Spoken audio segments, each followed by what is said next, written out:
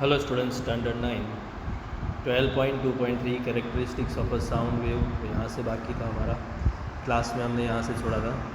We can describe a sound wave by its frequency, amplitude and speed. तो sound wave को हम describe frequency, amplitude और speed से करते हैं। Sound wave in graphic form is shown in figure 12.8c, which represent how density and pressure change when the sound wave moves in the medium. Right, तो वो sound wave जब medium के अंदर move करता है तो उसका डेंसिटी और प्रेशर कैसे चेंज होता है, बराबर। तो ये ग्राफ में बताया है, the density as well as the pressure of the medium at a given time varies with distance above and below the average value of density and pressure. Figure 12.8a and b represent the density and pressure variations respectively. तो यहाँ पर बताया density variation, pressure variation, right.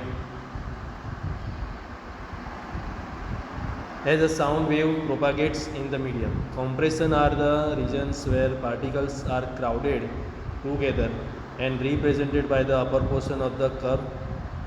The peak represents the region of maximum compression. Thus, compression are regions where density as well as pressure is high. तो density और pressure जहाँ पर ज़्यादा है उसको हम बोलते हैं कंप्रेशन। जो गाढ़ा पोर्शन है, बराबर, ये वाला पार्ट जो है उसको हम बोलेंगे कंप्रेशन, राइट। ये है compression, okay.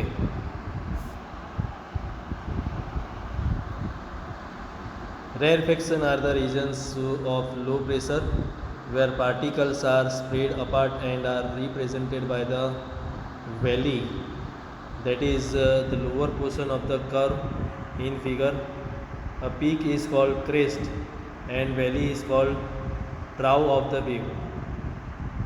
Crest and trough, right.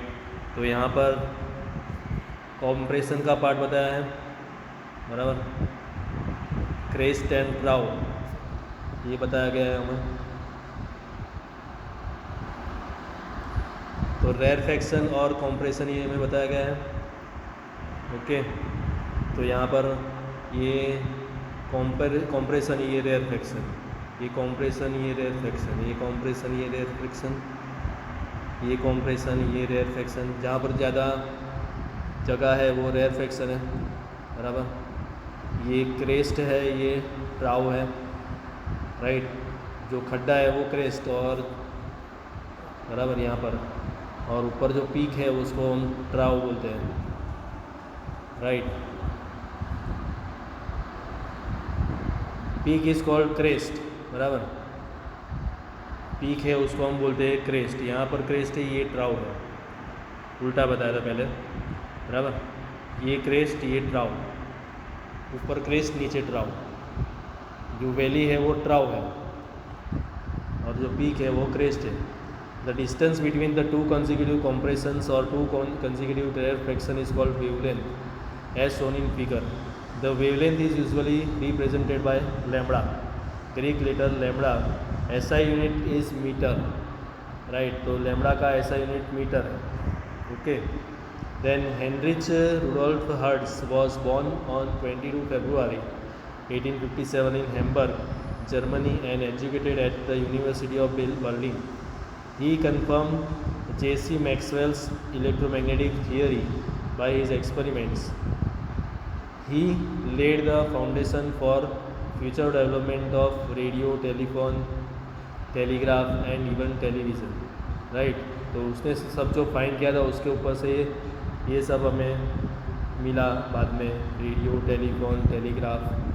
He also discovered the photographic effect, photo electric effect, which was later explained bye Albert Einstein.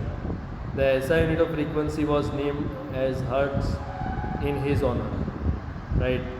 तो SI unit of frequency उसके नाम पर से हर्ट्स बना था। Frequency tell us how frequently an event occurs. तो frequency हमें बताता है कि इवेंट कितने फ्रीक्वेंटली बन होती है। Suppose you are beating a drum, सोच लो कि आप कोई ड्रम बजा रहे हो। How many times you are beating the drum in a unit time is called frequency of your beating the drum. तो कितने टाइम आप ड्रम बजाते हो उसको आप बोलेंगे frequency. We know that when sound is propagated through a medium, बराबर, sound medium से प्रोपागेट होता है। The density of medium oscillates between a maximum value and minimum value. तो डेंसिटी ऑफ मीडियम जो है वो मैक्सिमम वैल्यू और minimum value के बीच में ओसिलेट होती है। The change in the density from maximum value to the minimum value then again to the maximum value makes one complete oscillation। तो density from maximum to minimum और minimum से वापस maximum होगा तो उसको हम बोलते हैं one complete oscillation. The number of such oscillations per unit time is the frequency of the sound wave. If we can count the number of the compression और rarefaction that cross us per unit time, we will get the frequency of the sound wave. It is usually represented by V Greek letter nu. Its SI unit is Hertz, symbol Hz.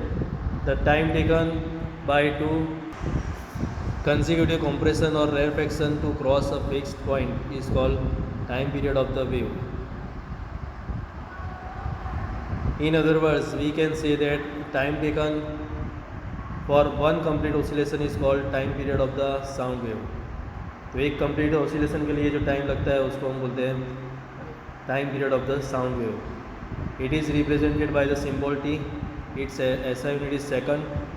Frequency and time period are related as follows: V is equal to 1/T।